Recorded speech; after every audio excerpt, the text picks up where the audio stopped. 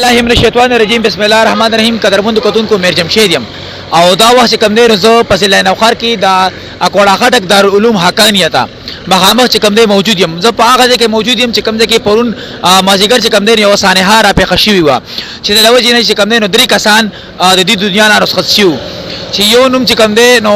یو ماشومه چې کم وه سنا او بل چې کم دی مینا نوم او داسې یو هلک هم و نوجوان چې د هغه 25 سال عمر و او چې کم دی نو هغه د دې دنیا نه رخصت شوي دي. قدرمنو په مازیګر ټایم کې د رحمان بابا ایکسپریس چې کوم د پیښور طرف ته چې کوم دی نو ګامزنو هغه د وجې چې کوم دی هغه د تاسو پته هم لګېدلې وي ماشومانو چې کوم دی په پټلۍ باندې لوبې کولی او چې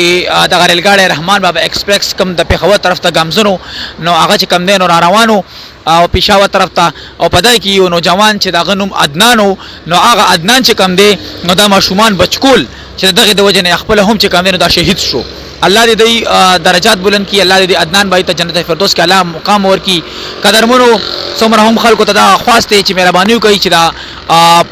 پټلۍ سره خواوشه مکې نه او یا ماشومان چې کوم د پټلۍ سره م پرې دی. د ویډیو کتل ډېره مهرباني الله مخاطب الله چرته خوشاله اوسئ د الله په امان.